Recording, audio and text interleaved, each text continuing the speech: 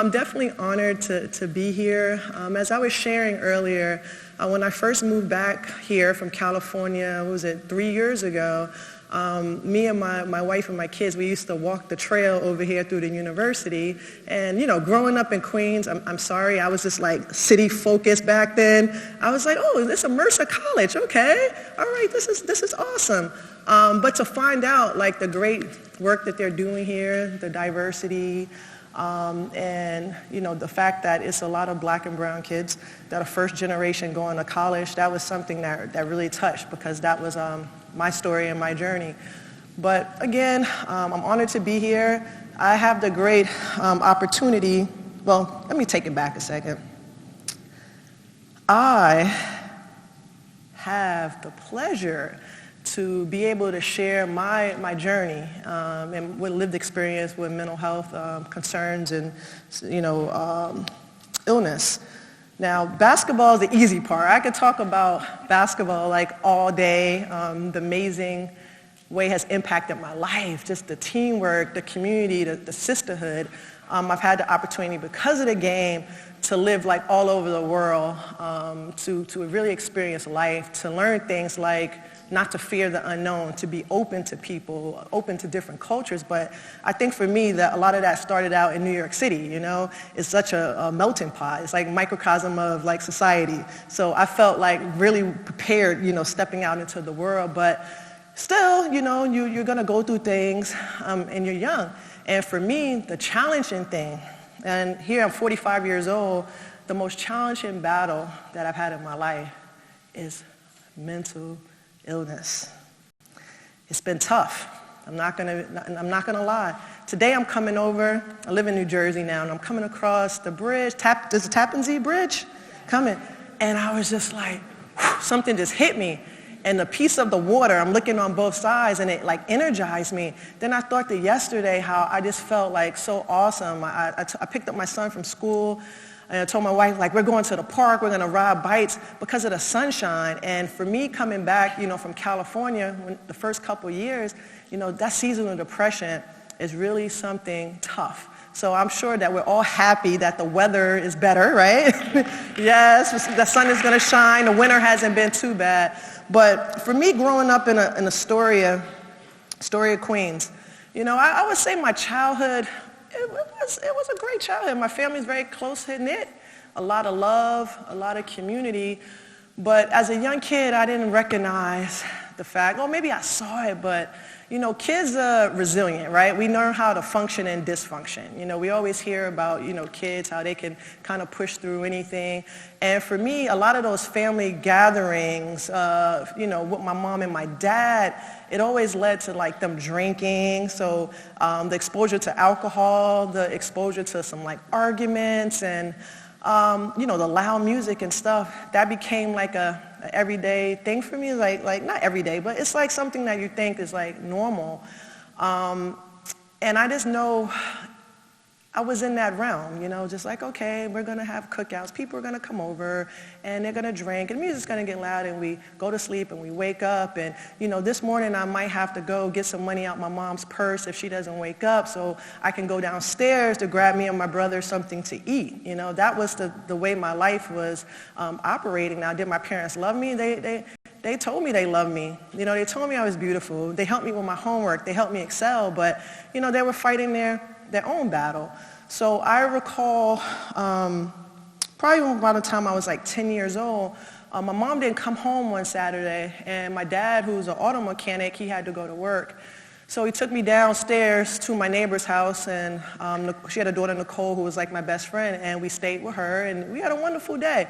So my dad comes home probably about 5 o'clock, 6 o'clock, and I run upstairs, and he's like, okay, what do you want to eat? And I was like, pepper steak and some greens or whatever. So he's like, okay, I'm gonna cook it up, just come back upstairs. So I leave, my brother and I, for like 30 minutes, then we come back upstairs, and I hear music, I can smell the food cooking, and I'm knocking on the door, and he's not opening the door. I'm knocking, No answer. And finally, you turn around old school and put the kick in it.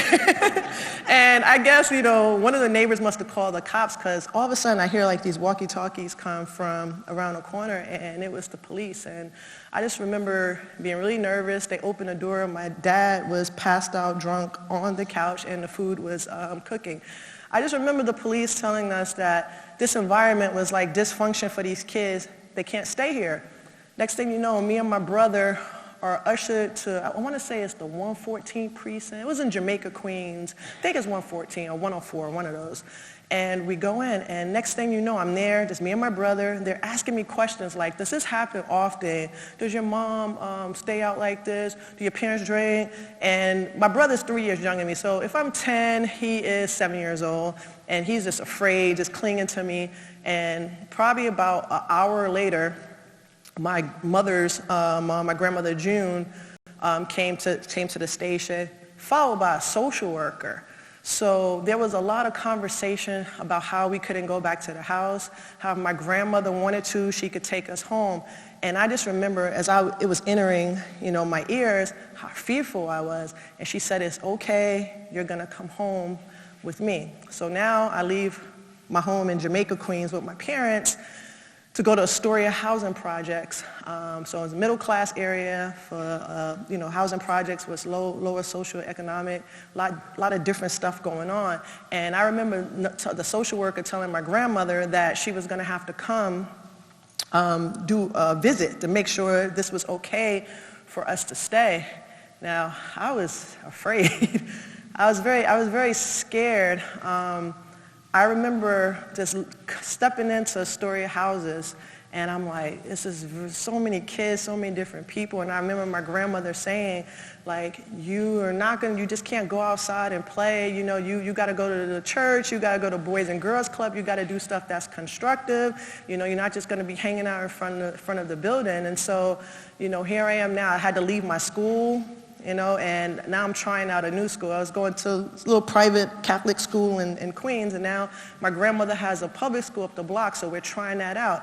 So Miss Ioka, the social worker, comes through. She's like, okay, this is fine. The kids can stay with you. So now I'm looking at my grandmother. I'm like, my grandmother had 3 kids. Aside from my mother, all her kids, went to college, multiple degrees. Like, I love my grandmother. That's like most amazing person to me, and I'm like, wow, she has to have this blind faith to take care of her grandkids. So for me, at a young age, I didn't want to get in any trouble. I just wanted to make good grades. I wanted to stay under the radar because I did not want to upset my grandmother. That's how connected I felt with her. But also, I had to get a new routine and a new schedule. So imagine, leaving that comfort at home. Even though they're saying it's dysfunctional, I love my mom and dad. So I went through a really dark period where I was really sad. I was really down, adjusting. I wanted to wear the dark colors, y'all. My grandmother said, what color you want to paint your room? Black. Go shopping in the store. I'm picking out all these dark colored clothes because that's how I felt inside. And for me, luckily my grandmother realized that, and she took me to a program. It was called like Alateen. It was for kids that have parents or relatives that struggle with alcoholism. And that was the first time I realized my parents have a problem. Because for me, it was like, it's like the superhero thing. We look at our parents on this pedestal. They could do no wrong. And so I was angry and I'm hurt. And for me, I'm 45 years old. I've carried this at different points at my life. I'm like, you're supposed to protect me. And then you have your own kids and you're like, life is hard. I get it. But back to the Alateen, I learned that they love me, that they just had to, get better. But for me was, all right, you go through your programs, you got to do what you got to do. So here I'm now in Astoria, and I fall in love with the game of basketball. Only reason I played basketball, y'all, is because you can see the court from my grandmother's window because she didn't let me go nowhere. She was like, you're going to make good grades or whatever. And so I just remember I had some adjusting to do. So I'm in a new school, and it's a different environment, and you have to, you learn to play, learn to adjust. I was cutting school. I never did that before. I was not making good decisions, and the reason my grandmother found out is because I would pick my brother up on the way. How the kids walk the path to school. Then my brother's school was there, so I would get him, and we would come home together. Well, my brother got sick that day, so my grandmother was coming to. She was calling the school to tell them that I didn't have to pick up my brother, and I wasn't there. And let's just say she pulled me out of that school, and then I had to go to our church school, right? Queens Lutheran, which was the first time that I ever played basketball, because now I was in Astoria, y'all, and I'm playing with the boys on the court. My aunt had a best friend. The son's name was Andrew, and Andrew would go play. And at first the boys like, no girl can play with us or whatever. And I was just sit on the other side of the court and shoot. And then finally the guys like, all right, she's pretty good. I was actually better than them. And they started to let me play, and my confidence started improving. And for me, the game of basketball, like I tell people, it was like my coping mechanism. It was like my drug, because that's the one thing I owned. I was really that kid when my mother was in the program, and she's trying to get her life together, and your parent tells you they're gonna come visit. I'm like, oh my God, grandma, she's coming to visit, or whatever. I'm like with the bag and waiting, and it's like she doesn't show up. And I started experiencing like temper tantrums. I would go to my room, I would just tear things apart. I was really in a low emotional place. And I just remember my grandmother's like, all right, you got to get you some help. So imagine now I have this grandmother who is so protective, right? She will constantly tell me things. What happens in this household stays in this household. Number one, you see how you tore this room up in this temper tantrums? You can't do that outside, because in this neighborhood, if you do that outside, someone may hurt you. So I'm like, all right, I'm going through life now with these ideas. And I'll never forget, in the housing projects in the front building, they had a counseling center. And I would go, and now that I'm an adult, it's probably like kids. A lot of the kids probably didn't identify with the people that were counseling them, because if you're in a minority area and you're going into the counseling center, the guy doesn't look like me. It's a white gentleman. I think he was like a student or something at NYU, and nice guy. But now he's trying to get me to unpack, asking me questions about my family, asking me questions. He had a Nerf basketball. My grandmother told him I love basketball, so he had the Nerf basketball, and we were like playing one-on-one, and he's trying to get me to talk. And I'm like, oh, no, everything's fine. So, that's around the age of, 11 years old, 12, I'm learning to pack. I'm learning to pack my feelings and my emotions. And I found a game of basketball, so that's giving me joy. So I'm putting my energy. I would come home, do school. I would come home, do my homework, change my uniform. I was out there in the basketball court. And I just said, you know what, I'm going to do this. I was the person, all the girls in the neighborhood, even as adults, they apologized to me, because they're like, man, we bullied you so bad. Because I really wasn't from that neighborhood. I didn't get it at a young age. I was with all the boys. And so I'm really just out there playing basketball, but it was that age, I guess, the boys and girls started liking each other, and they felt like I was cool with all the boys, and so they gave me hell, and it was tough. But I was so determined. They would tell me stories, man. I used to put the rocks in my backpack, and I'm jogging to Astoria Park, and I'm out there doing the drills that I have to do to get better as a basketball player, because that was mine. That was my stress reliever. And I became really, really good to the point where I was able to go to Christ the King High School and win 4 state championships, sorry. 4 state championships. To play on a team in high school that was #1 team in the country, to get that type of exposure because of sport. My sophomore year, we went to Arizona for a tournament. It was the first time I was on a plane. It was a good time, but I always tell kids, when you're good at something, when people see excellence in you, whether it's sports, academics, music, whatever it is, people start to coach you. And that's what happened to me at a young age. No one ever really talked about the emotional issue at hand. My grandmother sent me to therapy, but, I learned how to mask things. I learned how to say the right things. I learned how to be a manipulator and kind of like get through the cracks. And it went on. I remember in high school, I would get so upset. I would, kick the trash can, whatever. And it would be like all my teammates, like, it's okay. It's all good. Like, you're going to be all right. And, no one ever asked me, hey, why is my dad always sleep in the car when he's picking me up? How did you learn how to drive? I learned how to drive because my dad was drunk as hell picking me up from high school.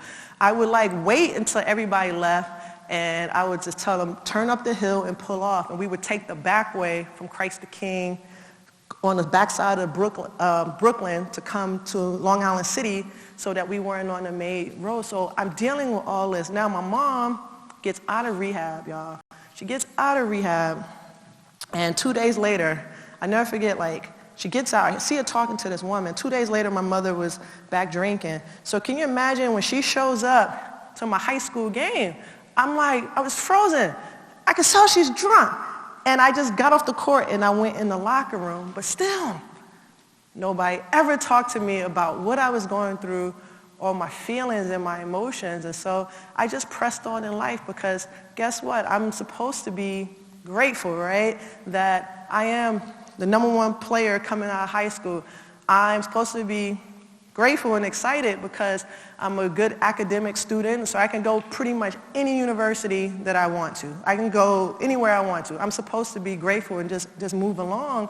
And for me, I went to the University of Tennessee, and I chose Coach Pat Summitt because I had no choice, because my grandmother was like, she's the only one that I'm letting you go to. But more so because I felt a motherly connection with her. I felt like, all right, I don't know if I identify with her, but she felt like my grandmother. She felt like a safe space and somebody that really cared.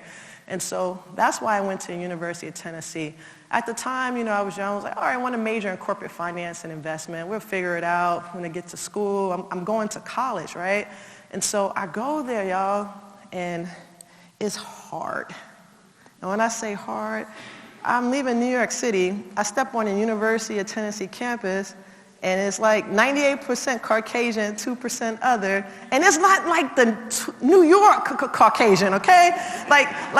I'm like, so where you from? Are you Polish? Because I'm going to eat with my Polish friends. I'm going to Rockaway, my Irish friends. I'm like, your family's Italian. My high school coach is Italian. No, I'm from Murfreesboro, Tennessee. So I'm like, oh, okay. So I really struggled. I really struggled. I had a hard time. It's like New York City, you could get on a train, you can get everywhere. These college towns, you're like stuck. Now, I'm also in the deep South, and people that know me and Coach Summitt will have conversations, and she knows, okay, outside of the university, there's places. So I'm like, man, I got to get out of here. I need to transfer to UConn. So I'm like, I got to go. And I'm dealing with all these emotions. And Coach Summitt, she had called my grandmother, and I think they talked it out. They did talk it out beforehand. So my grandmother wasn't going to let me quit because she told me when I went to Tennessee, you're graduating in 4 years, not 5. You're staying there. But Coach Summitt taught me a valuable lesson. She said, I'm going to teach you what sisterhood is about, and I'm going to teach you how family is just not blood. It's the people that show up for you in your life. And it's true. Because I'm grateful that my mom and dad is still alive, and they're both, sober and doing well. But when you look at my family, it's like a whole different rainbow. It's people that I met overseas playing. It's, people I went to college with, people I met on a plane. It's the people that support me and feed into my soul. So it's such a beautiful thing. But I'm in Knoxville, and I'm like, all right, I gotta go. And Coach Summitt tells me that. And it was the first time I was like, I have to learn not to fear I can't fear the unknown, And that's something I carried throughout my life because, y'all, I've been in Russia. We heard what happened with the young lady. I played in Russia, and it's a very hard place to play. I played in Poland where, people are nice. People are nice in these places if you get to know them and you're open. I'm going to people's houses and get to know the fans. But imagine going to a square in Krakow, Krakow, Poland, and I'm going to eat and see, shopping. Everybody knows who you are because you're the one black person. And I'm like, and it's just weird, and it's like this world going on around you because you don't understand the language. But like my teammates always tell you, Chamique, that's my European name.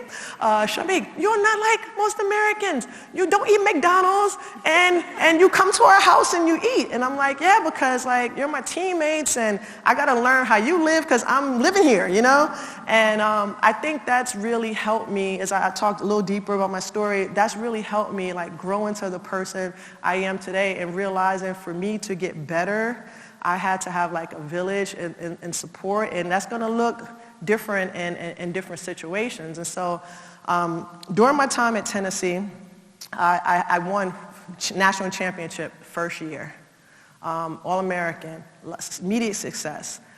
Second year, we had a tough time. We lost 10 games, but we still came back and won the national championship. Now, I'm on cover of Sports Illustrated. Coach Summer's doing like Vogue. It's like a big deal. Every place we go, we're like the ticket. People want to see us.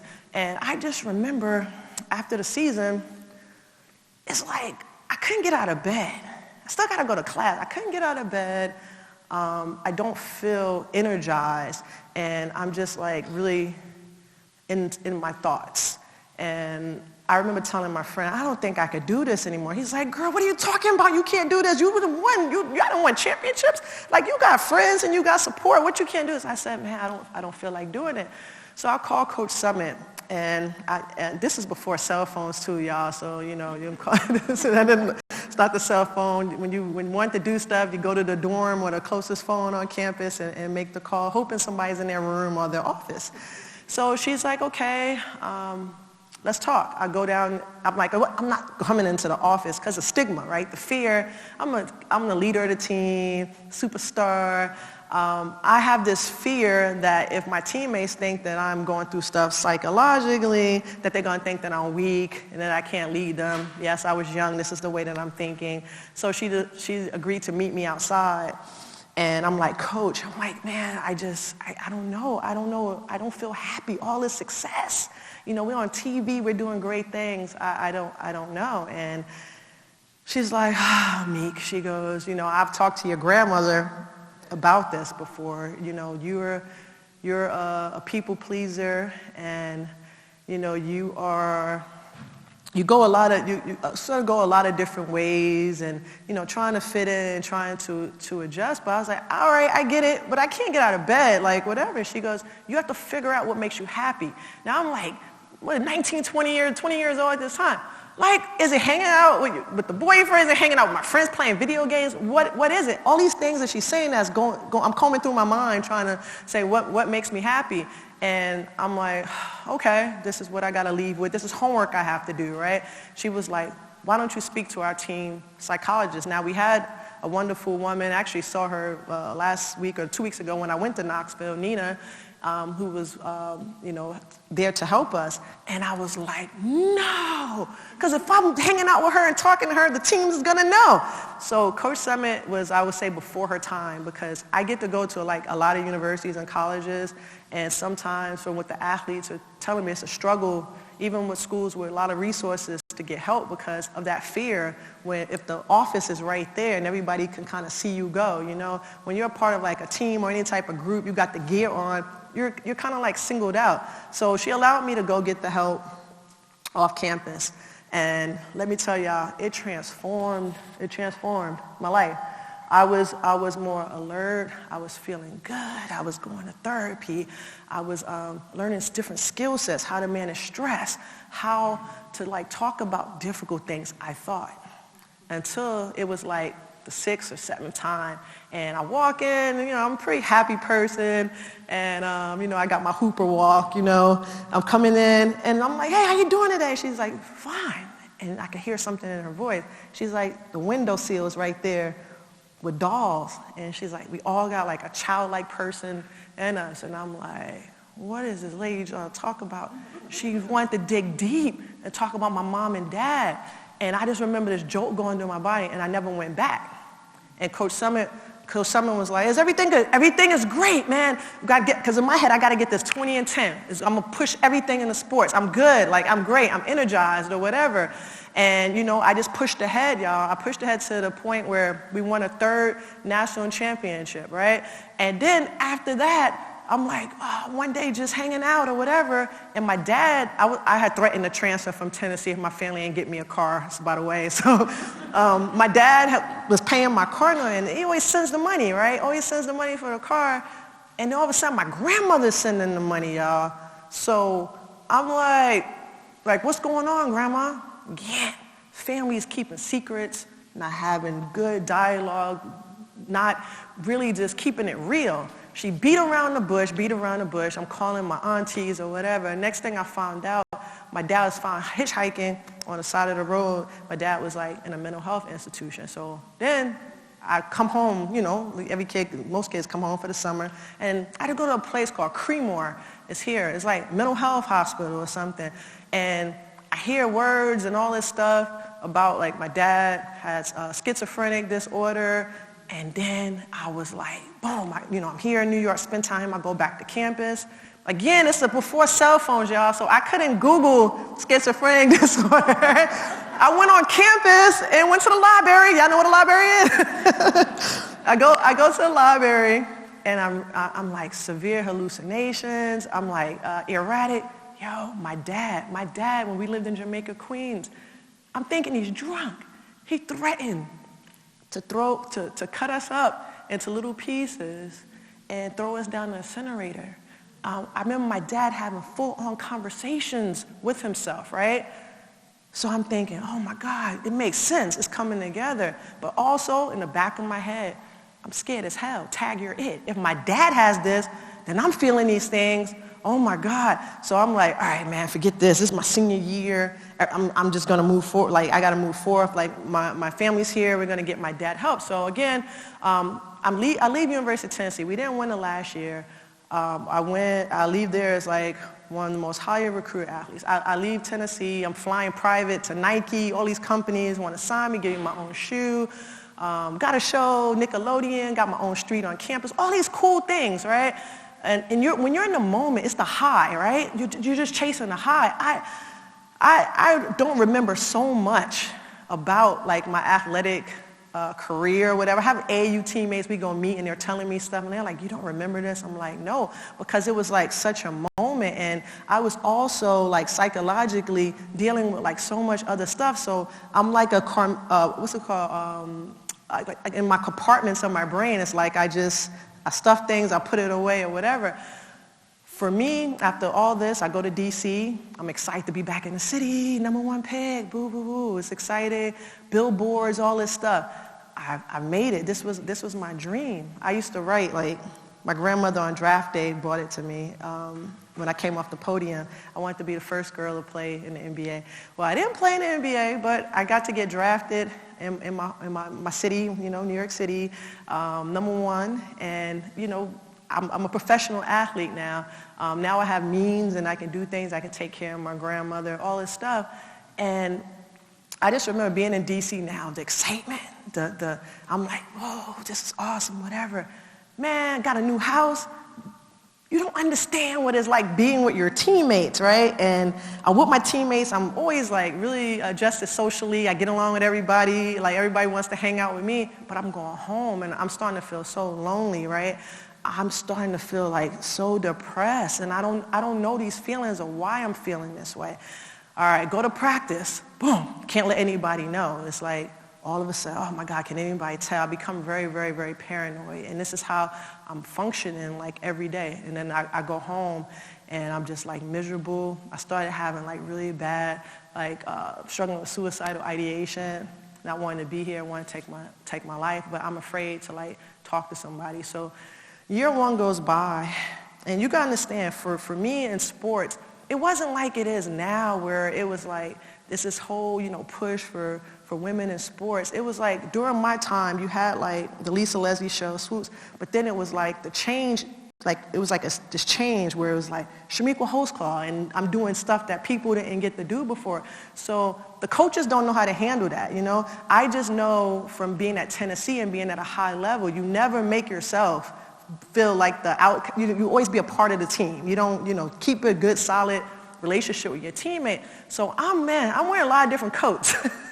And I'm just really can't talk about that. And for me, everything hit probably, I went through a season, and then it's like I'm not sleeping, It's like I wasn't even drinking coffee at the time. It was like I just drank coffee, and I told my cousin, my closest cousin, and I say, Sharon, I was like, I'm struggling. I'm just really sad. I just don't know. Girl, what are you sad for? You made it. Man, Meek, I'm so proud of you. Your face is on the bill. You got the commercial, all this stuff that while he's talking is just speeding through my head. And you know what I said? I said, you're right. I can't be sad. It wasn't until my grandmother died, 2002, y'all, where I cycled. And I had a nervous breakdown. And I went missing in action, but I was in my place near the arena. Coach Summit came to town. A lot of people were there trying to help me, but I was just really, really ill. I had to, I didn't want to go to a hospital. I just remember they took me to emergency place to talk to the therapist, and I just remember yelling at her, how are you saying I need medication? You don't even know me. And my mother, I guess my mother had came to town. My mother was there, she's crying. And to hear my mother say, I didn't even recognize you. So I know that, I was really in a bad place. And it took a lot, because something like that to happen during the season and publicly in DC, if I don't speak about it, and take this as a lesson to all the young people, if you don't talk about what's going on, people form their own narratives, and that's what happened. They were saying I had Lou Gehrig's disease, that I was pregnant, all these different things, and when I was really struggling with my mental health. And so I remember Coach Summit came back to town, and she's like, the first time I knew you were in your place, and we just couldn't get to you, and she was like, you got this. She gave me a book, Unquiet Mind by Kay Jamison, who is one of the leaders on bipolar disorder, which I have been diagnosed with. And she is Johns Hopkins Hospital in the Maryland area. And she wrote this book, and it's a work of art. I think all people should read it, because this is one of our country's leader on this topic, and she's bipolar. It hit her later in life. And I'm reading this. I read that book in one day. And you guess what?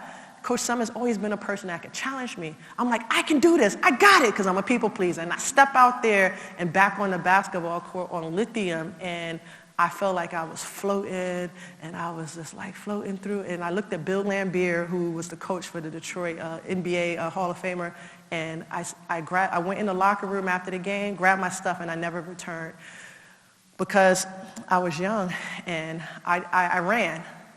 I was embarrassed about what I was dealing with, not thinking that I'm in one of the most powerful places in our country, that I have good relationships, that people are going to allow support me and allow me to get the help that I need. But I was embarrassed, so I jetted off to Spain, and Barcelona, one of my favorite places, and I'm over there just sort of, I guess, backpacking and living, and they have FIBA, basketball is big, and it was bigger in other countries before the WNBA, so they're like, hey, we hear you're in Spain, offer me a contract, and then I'm playing.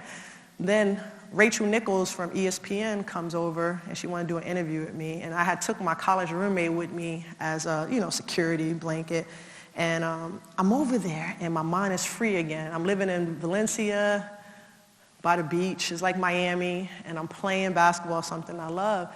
And Rachel comes over, and I remember just breaking out in tears, like I'm struggling, I had to get away.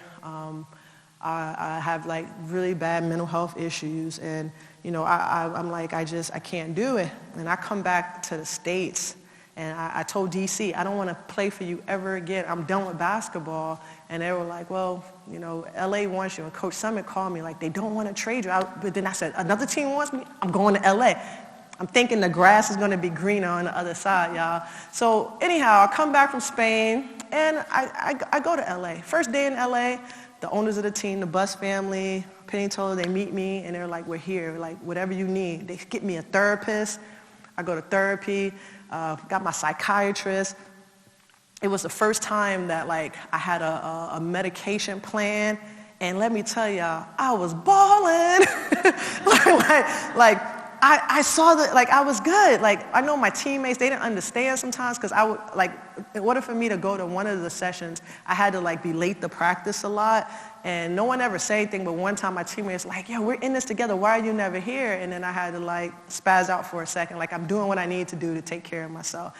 And then it kind of just, like, moved along, and life was good. Like, everything is good. But for a lot of people in my situation, when things start going well and things start going well, you stop taking the darn medication. So I'm going back to Spain to play another season, and I'm like, I'm good now. I don't need this.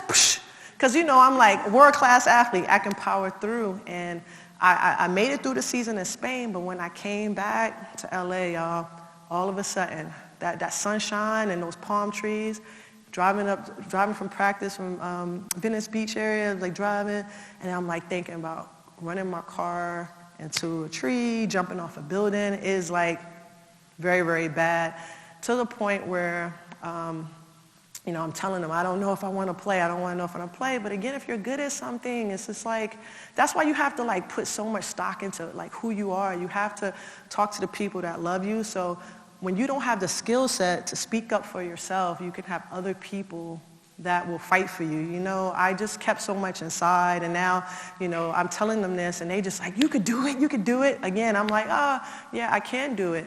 Until I got another triggering phone call from my mom. My stepdad is struggling with like stage 3 or 4 cancer. Then my dad, who now lives in South Carolina, he's having problems with his mental health. So I'm a WNBA All-Star this year, and I tell the team, no.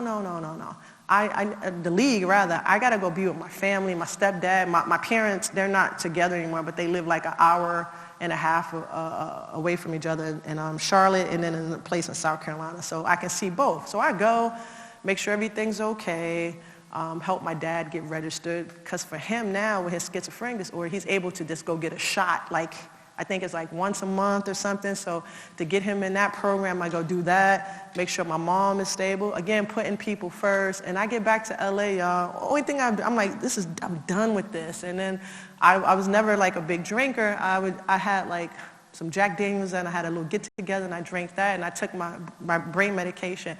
Had the worst night, the worst experience ever. So the girl who actually watched my dog when I traveled, I called to thank her. She said she could hear something in my voice. And I'm thankful because she came back to my place. She had a key, and she was, oh my God, you know, I was definitely intoxicated, but it's more so, I guess, the brain medication. And she took me to urgent care. I remember the guy freaking out. And next thing you know, I was in the back of an ambulance, and I was in the hospital, Centinela Hospital in LA. And imagine, like, I'm kind of like out of my mind, but I can hear, she's a VIP. What is she doing in the hallway? She's a VIP. And then my therapist is there. It's like all these people. And when I really, really woke up, like, I just remember having severe hallucinations with a cowboy with a lasso, like, chasing me. And my heart rate would rise, and I thought I was going to die, and they didn't want to pump my stomach, so I had to drink fluid and all this stuff, and I threw up like all over people and stuff. But the point is, the cowboy at the lasso, right? We're always learning, and if you're exposed to different things in life.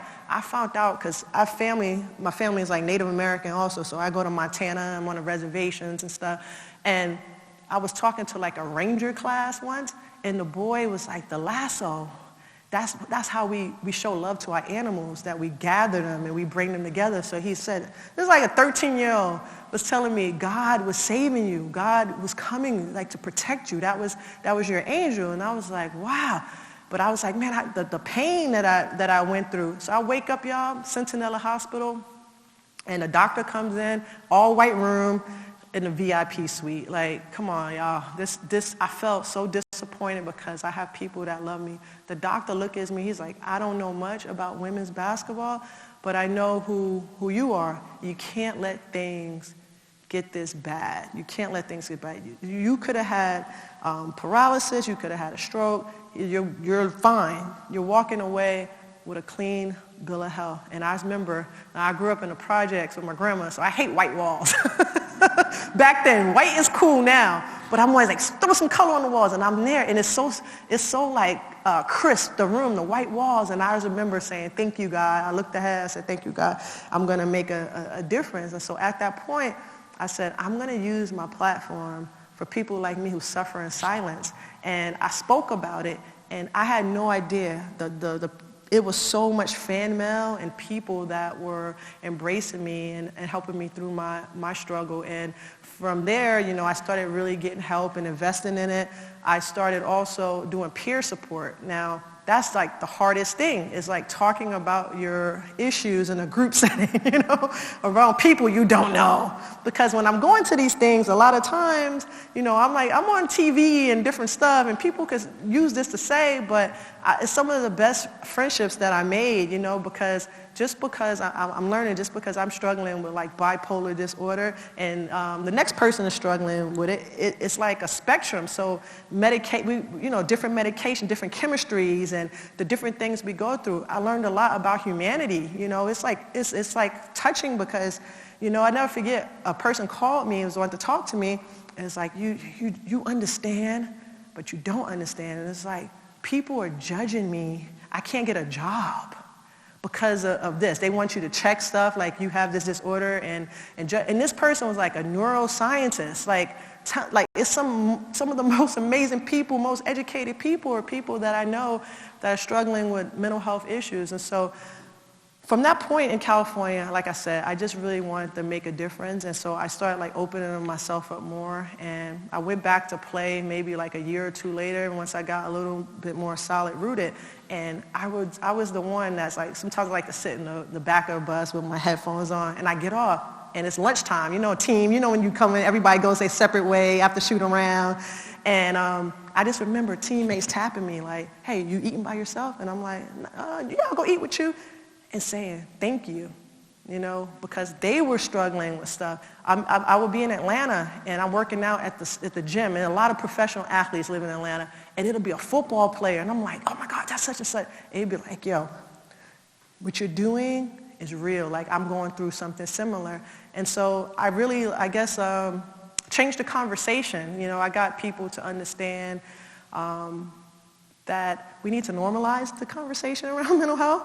We need to speak up, because in the work that I do, and I've had, every day is a struggle. Like kids always, oh, my Miss Holdsclaw, how did you get better? I'm like, I'm in recovery. I said, I have good and bad days. I've just invested in developing a skill set, so you gotta figure out what works for you, For me, I'm a fan of talk therapy.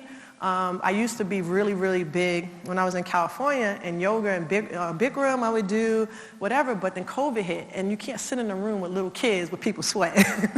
It's a different thing. So I've had to like change, Getting married was like a change, and I had to like go to therapy and talk about that. With the 2 kids now, trying to carve out a space for myself and my identity so that I'm able to like purely function. But for me, the number one thing was realizing in my mental health journey, I cannot do this alone. I need a community. I needed my friends. I needed my family. Me and my mother, we battled it out for so long, right? And I know she loves me or whatever, but as I tell her, you are my mother, and I love you and I respect you, but you don't know how to mother, and like you're not. And I said, but stop trying to. I had to learn boundaries. That's the big word too. Like, that's what helped me. Like, Mom, like, I love you. You could come visit anytime. Like, I love you. When you get old, you're going to have to live with me. But you can't, like, let's approach this as friends, because, like, you haven't been there for me the way that I needed you to be there. So just being able to have those type of conversations and willing to do the work and just uplifting each other. Actually staying active is really good. And I saw something the other day that was like, where we come here. Let me, where's my phone? This was really interesting to me. I wish I would have put it up for you guys. Give me 1 second.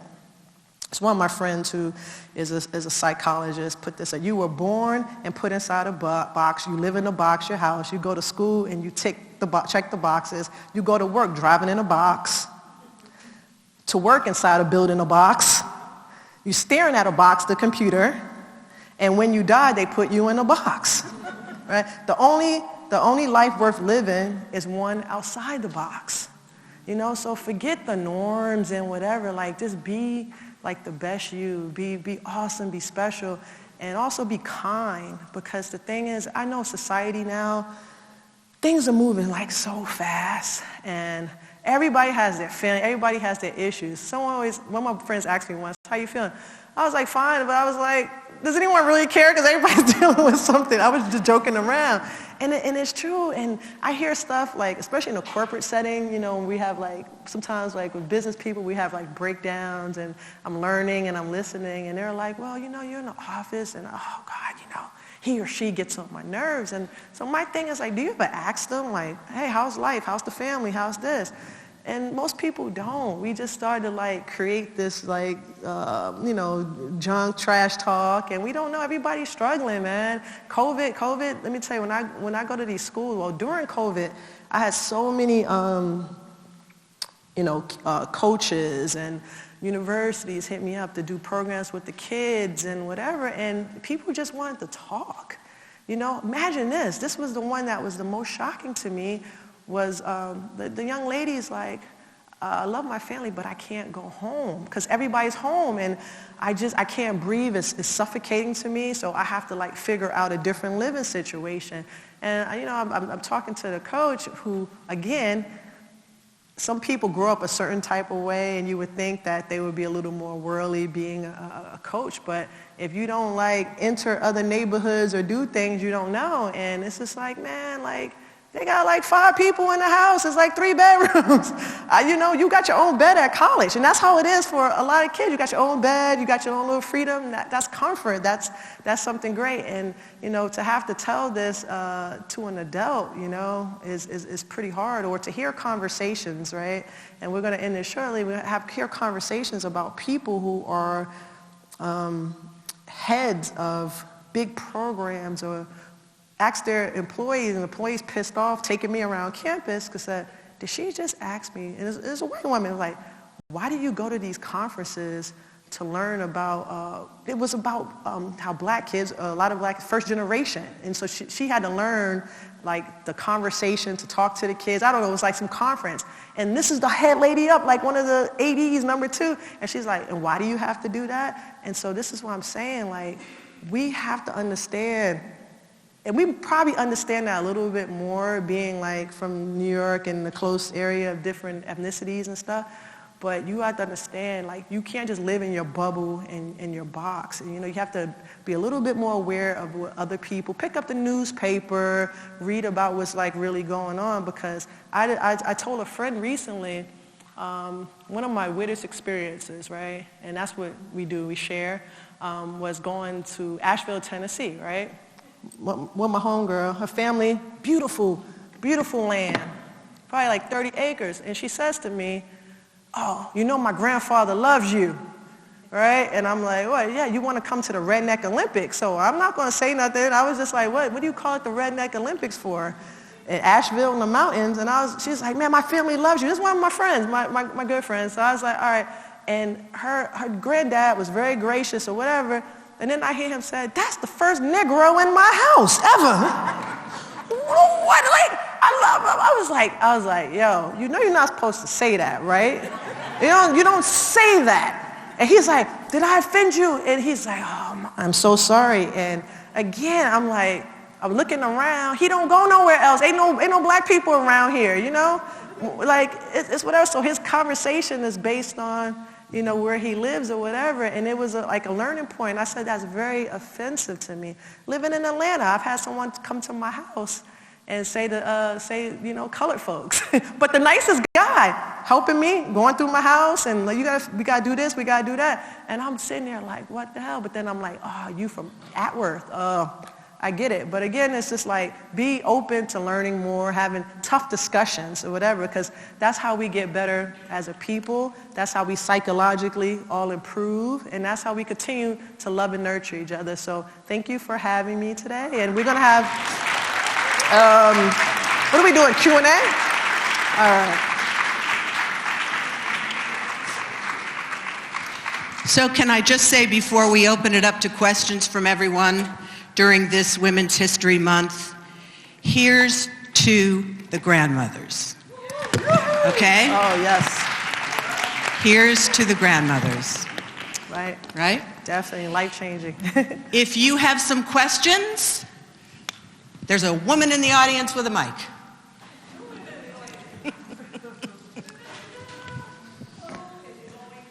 Okay, I'm going to ask one, by the way. You did not say you are 45, did you? Yeah, I'll be 46 in a couple months. Yeah. Wow. Oh, thank you. That's great. Oh, no, it's funny. So, like, one time, I've gone to University of Michigan a couple of times, so I'm just walking from, they have, like, the campus hotel, and, you know, it's cool to hang out. I'm just walking on campus. And then, like, two male athletes are trying to, like, hit on me, right? And I'm like, yo, I'm old enough to be your mother, right? They didn't know I was the speaker. They didn't know that I was going to be the speaker. And so I was telling the story during the speech. I'm, like, looking around. I'm like, those guys. It was kind of funny. Hello? I grew up in similar circumstances. Like, I grew up in the projects, and my father used to sleep on the couch a lot because he had to give diabetes shots, insulin shots to my grandfather at night. And I was also raised mostly by my grandparents. But anyway, I was doing okay, and I was a tomboy too. You know, I used to play basketball and dodgeball with the boys, you know, because there weren't any girls in our neighborhood. So anyway, as I grew up, I was doing okay, and I became an engineer, and I was all right until I went to Louisiana. And I know what you mean about growing up or going to the South, especially if you're a Yankee, you know. So what happened to me in Louisiana was I was depressed. I was away from my parents, and I ended up being on drugs, you know. And I blame the doctor who treated me, because as soon as I came in and said I was depressed, right away I was on drugs. You know, there was no counseling or anything, you know. And I was wondering if you often blame the medical profession for putting you on drugs right away. Initially, yes, I was very, very, very upset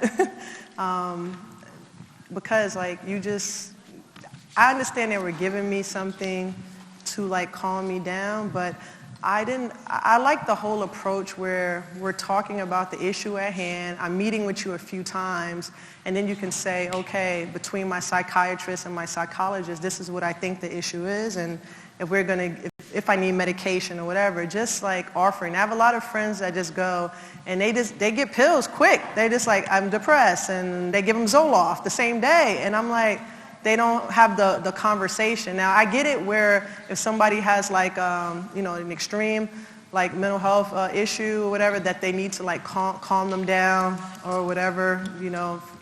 But I guess it's, you know what I learned too is if you're a person that has to take medication, we just assume all the power is in the doctors, right? Like, we have to understand, like, we have to communicate to them. If something doesn't make you feel good, I had to learn the medication, whatever, like, talk to your doctor, because maybe it's not agreeing with your chemistry, because that was my dad's journey. He would always say, I can't take the medication. It makes me feel bad. It makes me feel bad. And I went through, like, parts of my journey the same until, like, someone was like, you got to communicate with the doctor. Like, that's your teammate, right? And being able to say, hey, I'm an athlete, like this is making me feel like a zombie, whatever. And the doctor, I've had doctors say, why did they even have you on this, you know? Because it's been times I've gained like weight. And then they're like, oh, you weren't supposed to be on this, you know, just take it back. And I'm upset and I'm angry. But again, unfortunately, because of chemistry and, you know, the spectrum of mental health, sometimes it's like just trying to figure it out. But we have to take ownership and communicate also.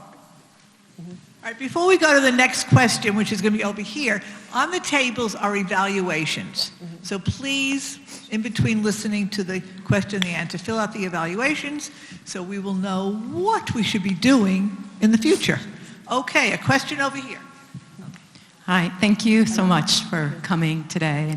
Your talk was great. We also have your documentary available to everybody on campus. We got free streaming of that. Oh, awesome. And in your story, The Unquiet Journey, you talked, what I was found shocking, and it kind of is related to the other question, that it took like 10 years for you to get the right diagnosis. Yes. So you're so gracious when you talk about your therapists, and I'm a mental health counseling trainer of future clinicians, so we talk about misdiagnosis all the time. But you know, did you feel like you were, you know, that you were wronged in some way, that them not catching it? I was really upset when the final diagnosis was bipolar disorder, because when it got explained to me, and the therapist was very detailed, and she was like, I'm going to talk to the psychologist, but I think this is what it is. And I'm going through, I'm like, I've always felt like these things, but, you know, it's been like clinical depression, like severe anxiety,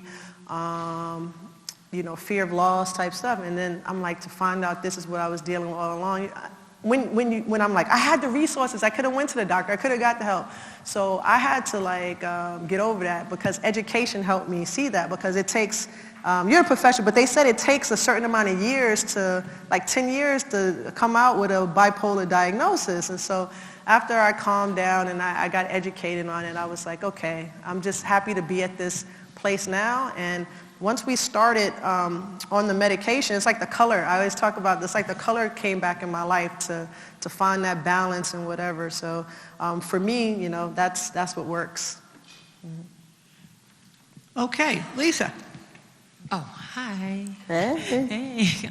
So you talked a lot about the trauma that you experienced. And so, in part of your journey through therapy, and this may be in the documentary, do you sort of talk about how your childhood trauma had an impact on your adult life, and has your therapist talk to you about that as well? Because trauma obviously can have physiological impact on your overall health, and I'm interested to know how you sort of navigated that part of your life. Oh, the trauma part. So once I originally started really talking about it,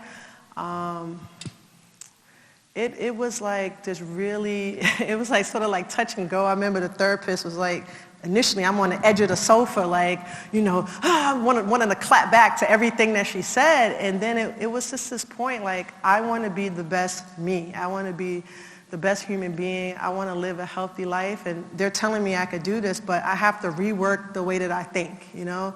And that's when I started just like, man, like life is hard. My mother, she had her trauma. And we did a show, me and my mom did a show, Ayala Van Zandt Fixed My Life. And I'm so mad, I'm like mad at my mother. My mother's out. You know, I never asked my mother, why did you start drinking?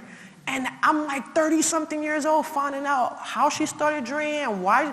And I'm like, I'm such a bad daughter. I said a curse word.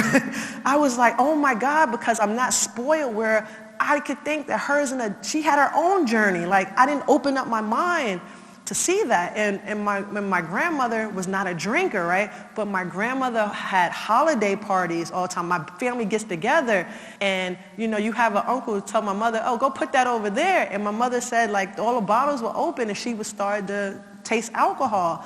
And so I had to be receptive to understanding other people's pain, because even though I was at a place now too where I wanted to do the work, I would say, you damage a lot of relationships and make a lot of irrational it had me really erratic. And you hurt people, and some people just don't believe mental health issues are real. I have family members that still to this day won't talk to me, because they called me, they needed something, I wasn't able to do it. It's like I disappointed them, but I wasn't like in my right mind. Another question? So I don't have a question per se. I'm a fan.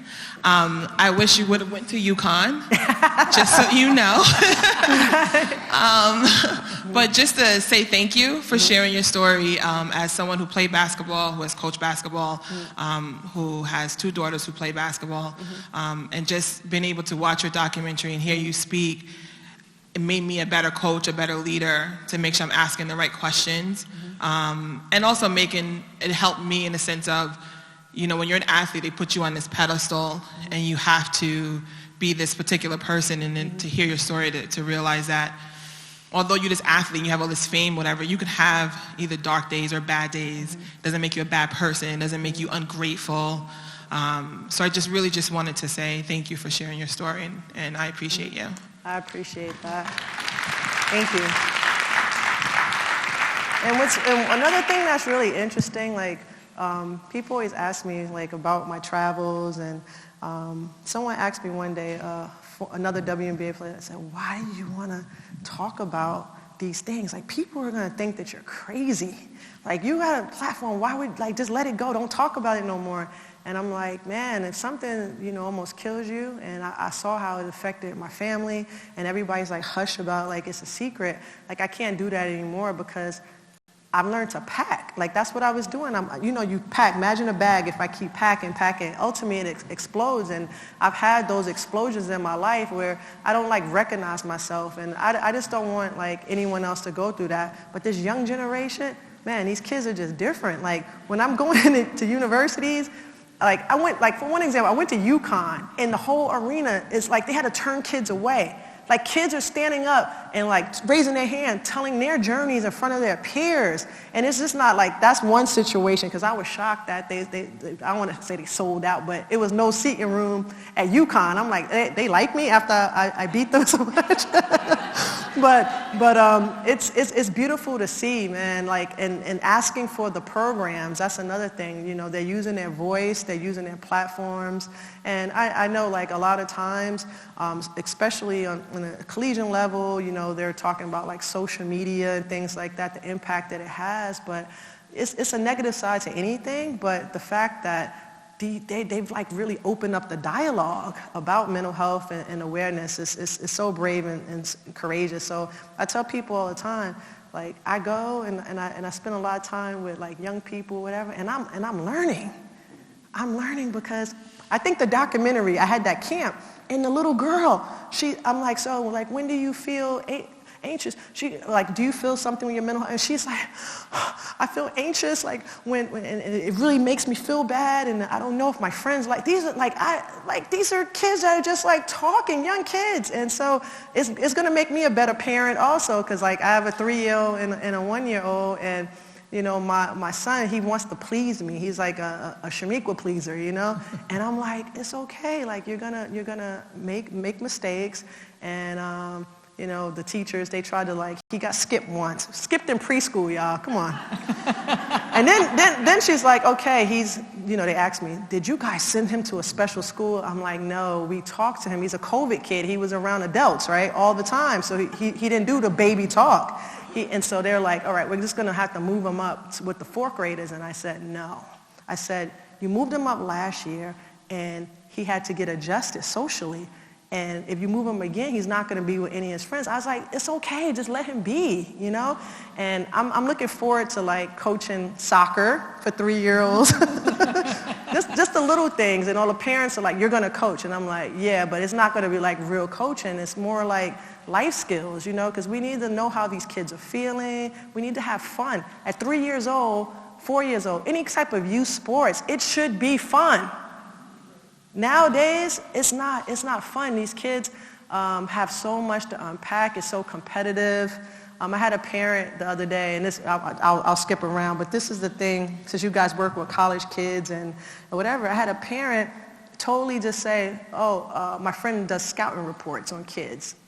and told them that I'm not giving her a grade to say D1, D2, or D3. I'm just going to say what she needs to work on. So the mother's like, she's not getting a scholarship? I'm not paying this darn money anymore. Just forget it. She's not playing anymore. And I'm just like, wow, what happened to like just having fun and teamwork and community? Like, but you can't, it's like, I can't say that's her child, but it's just like, man, I hope y'all like are really enjoying it, like, because this is, you guys get to be sisters. I keep looking at them because that's my tribe over there. But y'all like, college was so amazing because like you built relationships, and to I'm still friends with my girls from college, and that sisterhood and that bond, it's basically irreplaceable. So I hope you guys like have that sisterhood. Hi. I'd also like to thank you for sharing your story. And I wanted to ask you talked a lot about growing up in the inner city in your early childhood, and I wanted to ask how you coped with the transition of going to a predominantly white institution after that, and how you coped with that on top of struggling with mental health. Oh, yes. Like I said earlier, I had to like just be open and learn. I had my sisters around me, so I got my teammates, and once the ball got thrown up, I would say like the most popular people on campus were like me and Peyton Manning at the University of Tennessee. So what I said is I'm going to approach this. This is where I am. Like all those 13 young women that are here with me, we all came to Tennessee because we wanted to be mentored by this coach, right? And so here's this university, and they're going to give you what you want, right? It's up to me to just go explore. I didn't understand when I went to Tennessee why people want to hike for fun. And I'm like, I love hiking now. I wasn't, my mind wasn't open to that, and so I just put myself in. I went and enrolled my teammate. She's the coach, Kelly Jolly Harper. She's the coach now at Tennessee. I went to her house, Sparta, Tennessee, and she's like, there's no black people in Sparta, right? And I went home with her because I was in her wedding also, and I rode horses. And I just like try different things, and then I remember everyone saying to me, right, this is number one thing I got, New York is dangerous. They kill everybody. I don't want to go to New York. Guess where everybody wants to be? New York, My friend Karis from Hilton Head, she's like, oh my God, like New York, I'm not doing here. Oh my God, I just can't be around like a group. I don't know. Guess she lives in Astoria now. She dates a black guy. And she's like, she told me, she says, Meek, I just was not exposed coming from Hilton Head. This is the only thing you see every day. So, it's just about seeing what's outside. But the thing is like, well, my friend is like me being a minority is that I told my homegirl, I was like, you don't understand. I'm always the minority. I always have to adjust. I'm like, you don't. I'm like, here, I go here, Poland, I go here, I go to this neighborhood, where I live at in Atlanta, whatever. I've lived in areas where I'm the only black person. And it's just like, y'all don't get it. Like, you don't get it. And so let's have the conversation. Why do I feel this way about certain things or whatever? And it's made the friendship and bond better. Because, it's no knock to them, that you're just not exposed to it,